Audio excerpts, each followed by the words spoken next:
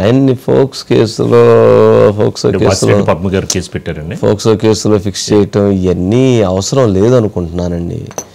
ఎందుకంటే ప్రపంచం ఆయన్ని ఫోక్సో కేసులో ఫిక్స్ చేసేసింది. ఒక మెంబర్ ఆఫ్ పార్లమెంట్గా వైఎస్ఆర్సీపీ పార్టీకి చెందిన మెంబర్ ఆఫ్ పార్లమెంటు ఆయనకు సంబంధించినటువంటి దాన్ని ఏ రకంగా చెప్పాలి, ప్రజల దృష్టిలో ఆల్రెడీ ఆయన గుడ్డలో ఓడదీసి ఆయన సమాజానికి చూపించినటువంటి ఆ చూపుడుతోటి వీడియోస్ నూడు వీటితోటి ఆయన ప్రపంచం మొత్తం చూసేసింది, గుర్తించడం అంటే నాకు అర్థం కాలేదు. అంటే అప్పటి వరకు హిందూపురం ఎంపీ ఎవరు అనుకున్నారు, కానీ ఆ దెబ్బతో హిందూపురం మాజీ ఎంపీ అనేది కూడా అది అప్పుడున్న పరిస్థితులు హిందూపురం ఎంపీగా అందరూ కూడా గుర్తించారు. హిందూపురం ప్రజలందరూ కూడా ఏ రకంగా అంటే ఆయన గొప్పతనాన్ని, ఆయన పార్లమెంట్లో మాట్లాడే తెలియదు కానండి.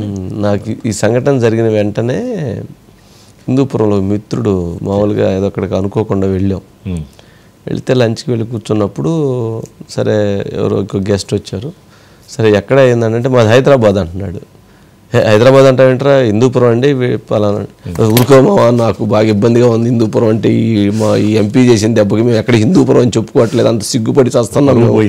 మాకు హిందూపురం ఇంతకుముందు గర్వంగా చెప్పుకునేవాళ్ళు, ఇతను ఎంపీని చేసిన తర్వాత ఇతను చేసిన పనితోటి, ఇతను చూపించినటువంటి చూపుడుతోటి జనం మొత్తం మాకు ఇదైపోయిందని చెప్పుకున్న పరిస్థితి ఏర్పడింది. అంటే అంత ప్రజలు తలదించుకున్నటువంటి పరిస్థితిని క్రియేట్ చేశాడు. తలదించుకున్నటువంటి పరిస్థితిని క్రియేట్ చేశాడు. సరే అది జరిగింది, లేదా దాన్ని అంతటితోటి అతను ఇంకొక మాట్లాడి వదిలేసి ఉంటే బాగుండేది.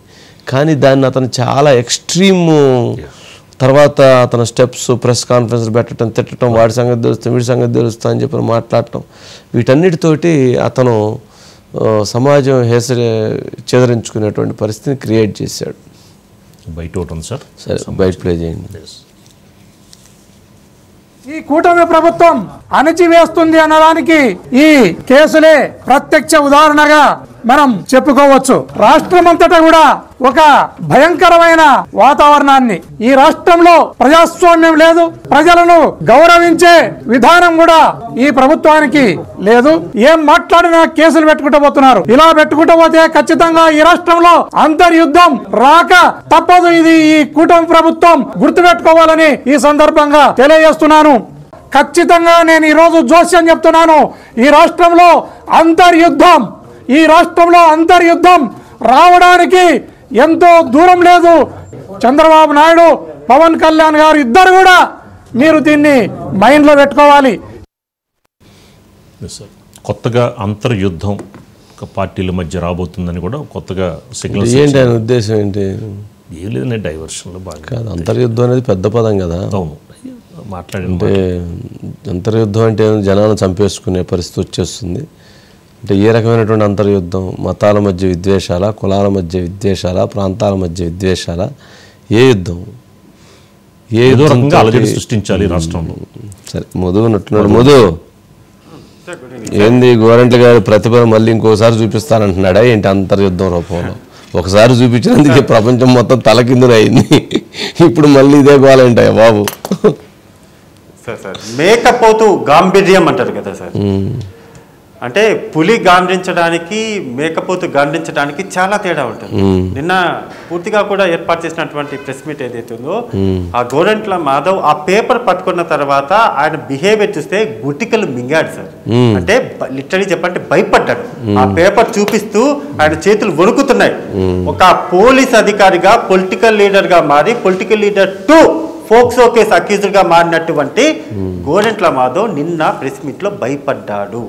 ఆయన ఉన్నటువంటి అంటే పోలీస్ అధికారికి సంబంధించి ఒక ఉన్నత పోలీస్ అధికారితో మాట్లాడినప్పుడు హావభావాలు చూసిన తర్వాత భయపడుతున్నాడు అనేది కాకుండా, ఆయన ఆ ప్రెస్ మీట్ లో మాట్లాడేటప్పుడు ఒక మాట అన్నాడు, నాకు ఉన్నటువంటి హక్కుల ప్రకారము మా లాయర్లతో మాట్లాడి వెళ్ళాలా లేదా అనేది డిసైడ్ అవుతాను అని ఒక మాజీ పోలీస్ అధికారి మాట్లాడారు. ఆయన పోలీస్ అధికారిగా ఉన్నప్పుడు ఇలా మీసాలు మెలేసి పోలీసు వాళ్ళు పిలిస్తే రావాలి, ఎందుకు రారు? పొలిటికల్ లీడర్ అయితే రారా, పోలీసు వాళ్ళు పిలిస్తే రావాలి అన్నారు. మరి ఇప్పుడు ఎందుకు? ఈయన పొలిటికల్ లీడరే కదా, పోలీసులు పిలిస్తే ఎందుకు భయపడుతున్నాడు? ఎందుకు ఇప్పుడు హక్కులన్నీ ఎందుకు గుర్తుకొచ్చాయి అంటే ఏమీ లేదు సార్. పోతే ఆయన మార్చి 5వ తేదీన CCS police Vijayawada central crime పోలీసుల దగ్గరికి వెళ్తే, లా అండ్ ఆర్డర్ కాదు, సెంట్రల్ క్రైమ్ పోలీసుల దగ్గరికి వెళ్తే ఈయనకు సంబంధించినటువంటి చిట్టా మొత్తం అక్కడ ఉంది. ఇదొక్కటే కేవలము ఆ పోక్సో కేసుకు సంబంధించేది కాకుండా ఈయనకు సంబంధించిన వేరేవి కూడా అక్కడ ఉన్నాయి అనే ఇన్ఫర్మేషన్ ఈయనకు ముందుగానే తెలుసు కాబట్టి అక్కడికి వెళితే లోపలికి వెళ్ళక తప్పదు అనేటటువంటి భయం అయితే ఉంది. నిన్న ప్రెస్ మీట్ తర్వాత మాత్రం భయపడ్డాడు, భయపడిన తర్వాత వెళ్ళాలా లేదా అనేటటువంటి డైలమాలో అయితే ఇప్పుడు ప్రస్తుతం ఉన్నారు సార్. Okay, right Madhu.